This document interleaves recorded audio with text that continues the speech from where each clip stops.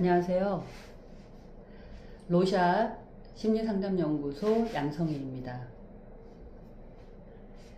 오늘 17번째 시간에는요, 요즘 화제의 영화 어떻게 해야 했을까에 대한 감상평도 얘기하고 임상심리사로서의 의견도 한번 나눠볼게요. 어떻게 해야 했을까? 이 고민이 담긴 이 제목은요, 후지노 토모아키라는 한 남자의 다큐멘터리 영화인데, 누나가 조현병이었던 거죠. 그런데 정작 의사인 엄마 아빠는 병원에 누나를 데려가는 게 아니라 집에 감금하는 방법을 택했어요. 예. 자기는 계속 설득을 하는데 설득이 먹히질 않죠.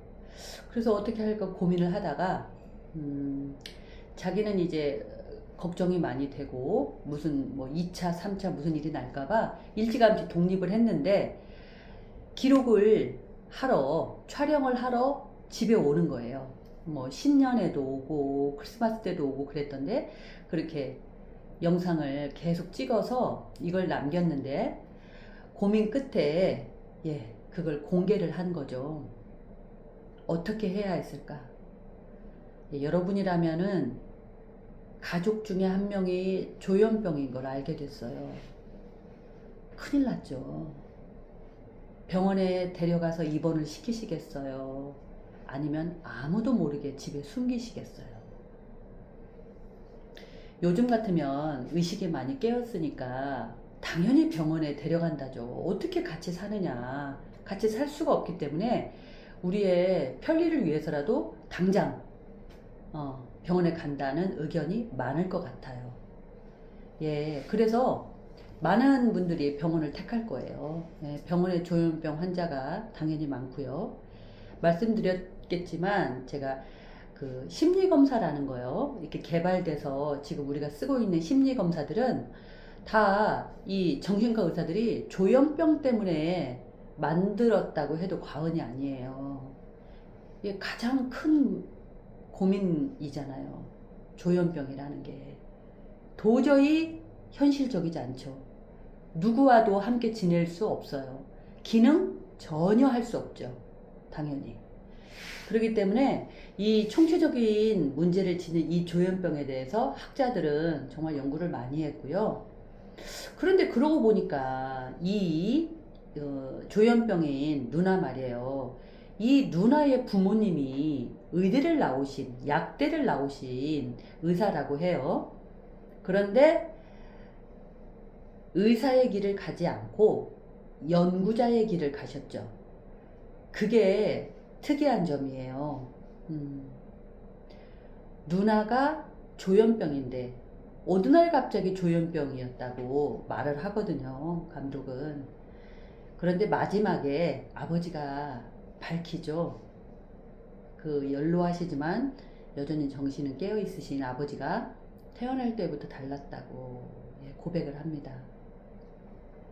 유감스러운 말이지만 연구자 집안에는 그 특이한 유전자가 있습니다. 어떻게 그렇게 사람이 연구를 이렇게 수년간 그것에 대해서만 집중해서 파고들어야 되잖아요. 밖에서 놀 게 얼마나 많은데, 맛있는 음식 먹으러 나가고 어디 경치 좋은 데 가고 누구랑 놀고 영화 보고, 이 놀거리가 얼마나 많은데요. 그런 게 다 없는 생활이나 마찬가지잖아요. 아무나 할 수 없습니다. 연구자 집안에는 유독 자폐가 많습니다. 그만큼 외부에는 관심이 없고 이 내부에만 관심이 있는 이분들의 특성 때문이죠. 물론 이 부모님은 그래도 연애도 하셨고 결혼도 하신 분들이에요. 그러나 내재적으로 뭔가 정신병리적인 그런 씨앗이 있었던 것으로 보입니다. 간혹 집안 내부 이렇게 보면은 굉장히 뭐가 이렇게 켜켜이 막 쌓여 있죠. 엄마가 이제 실험 도구로 썼던 그 방을 보여주는데,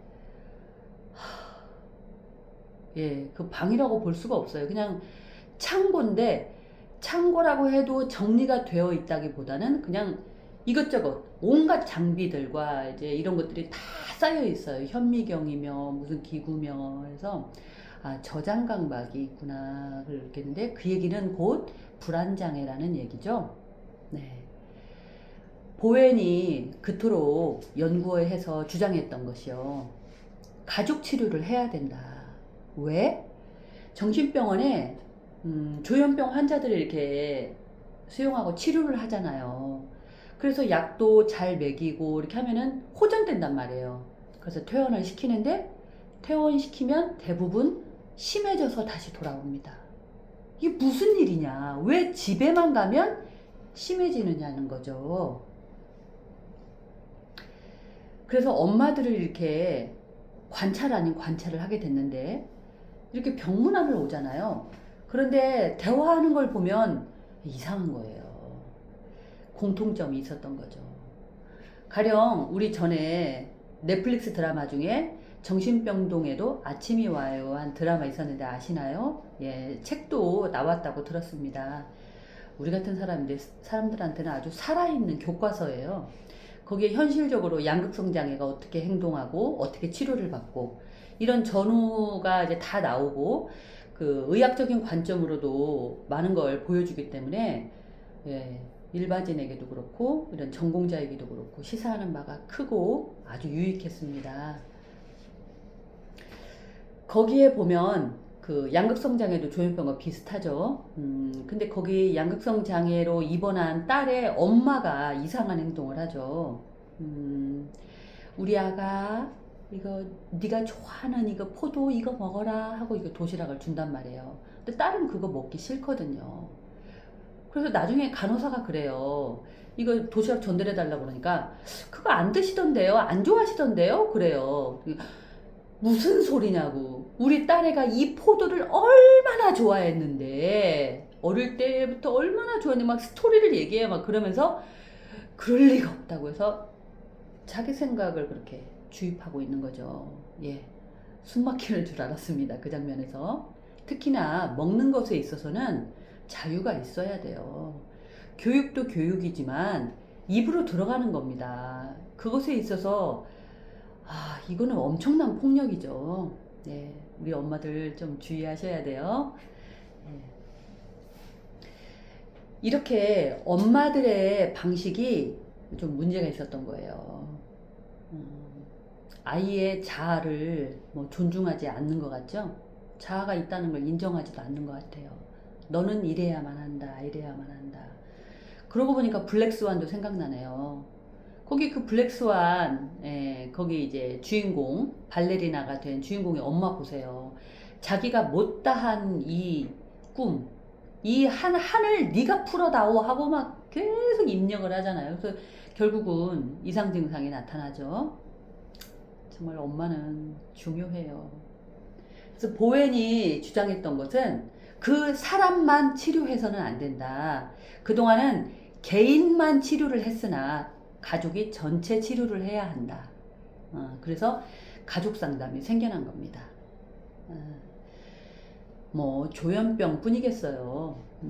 요즘은 이제 가족 상담이 많이 늘어났습니다만 그 사연은 이제 아이가 아주 모범생이었는데 어느 날 갑자기 비행 청소년이 됐다든가 막 가출을 하고 공부를 완전히 손 놓고 생판 다른 애가 되어서 온통 분노 폭발에 도저히 학교도 가정도 부모님이 이제 두 손 두 발 다 들어서 찾아오게 되면 가족 상담이 들어가게 됩니다.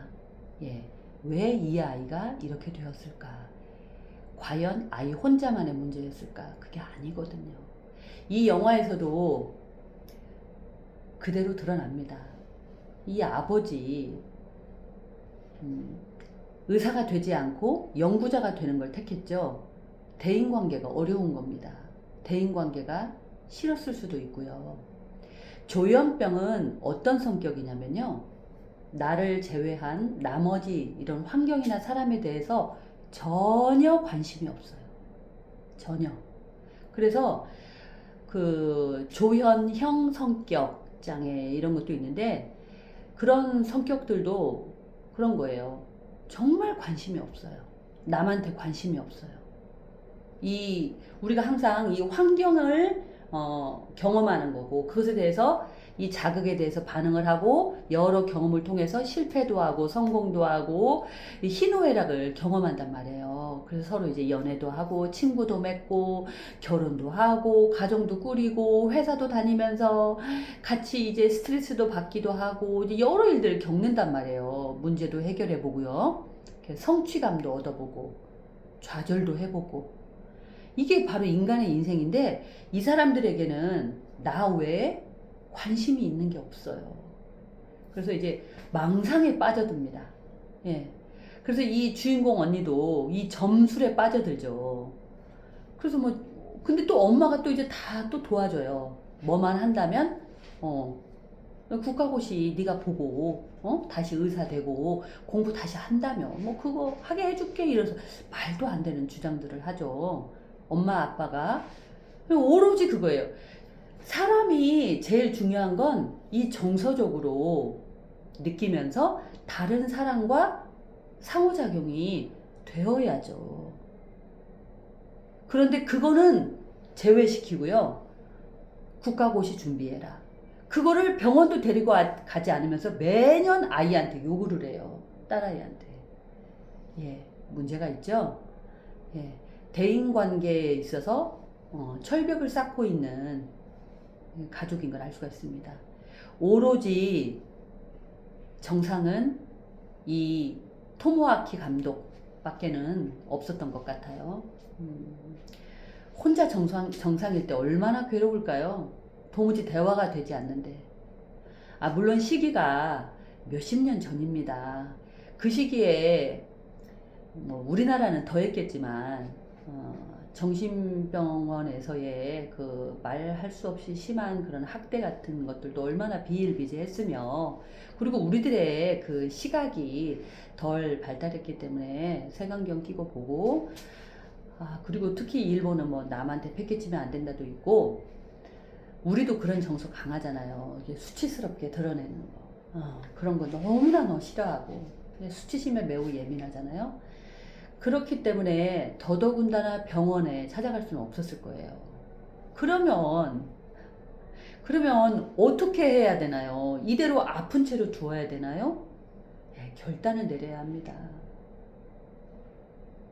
정말 부모는 힘듭니다.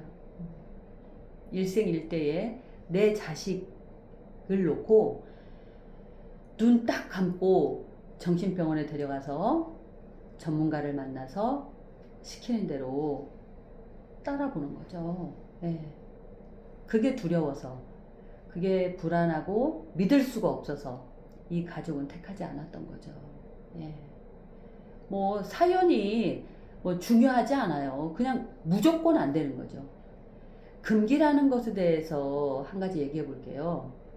공동체는 항상 가정이 되었든 이 사회화가 되었든 마을이 되었든 금기시하는 사항을 반드시 만들죠. 그걸로 인해서 이 정체성이 부여가 되고요. 이 단체의 정체성. 그리고 단합이 됩니다. 이거는 이제 순기능이죠. 그러나 그 금기시하는 게 오히려 역기능을 불러일으키는 경우도 있죠. 너무 좀 말이 안 되는. 지금 이 집 같은 경우는 뭐예요?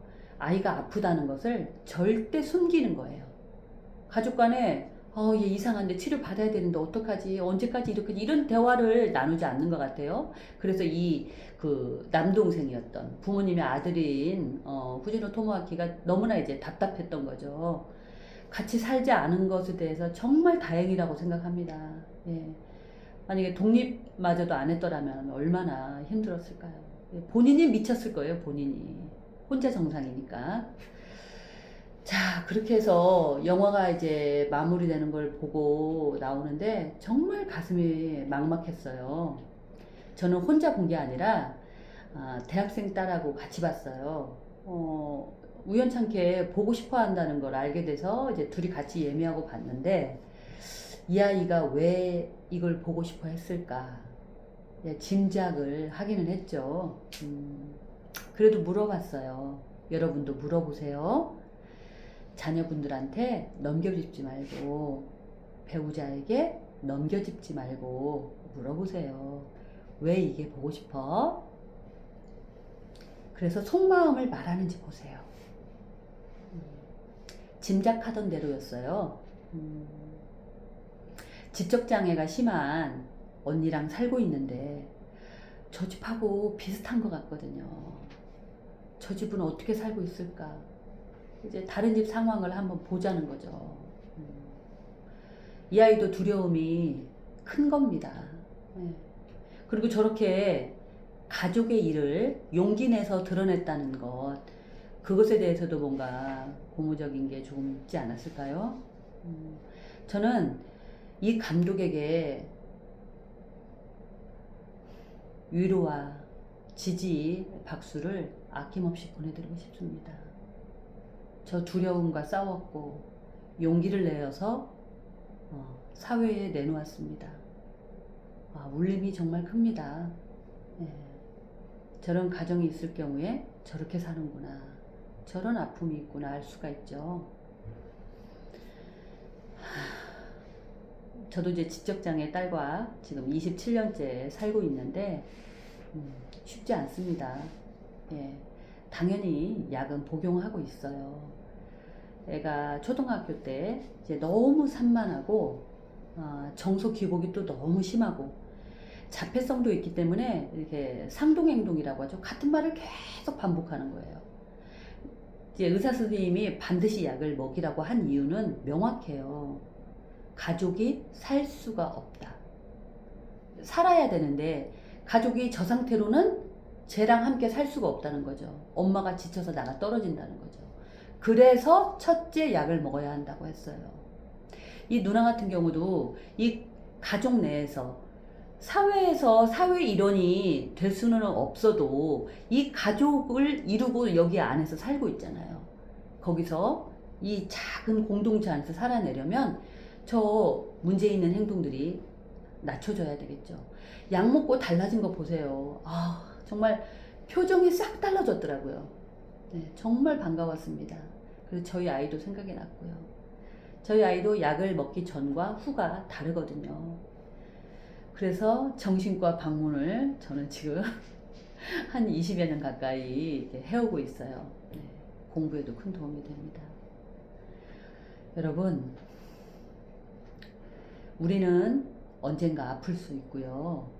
지금 아픈 경우인데 부정하고 있을 수도 있고요. 내 가족도 아플 수 있습니다. 그걸 힘겹게 부정하고요. 못 본 채 하고요. 억지로 눌러놓으면 가슴 아프게도 아픈 사람은 더욱더 상처가 심해지죠. 그분을 배려해 줘야죠. 그 아픈 사람을 최선을 다해서 도와줘야죠. 내가 창피하다고 숨기기만 급급할 게 아니라요. 저로서는 정말 남 얘기 같지 않은 영화였고요. 큰 울림이 있는 영화였습니다. 네, 감독님 영화 잘 봤습니다. 오늘 여기까지 하겠습니다. 들어주셔서 감사합니다.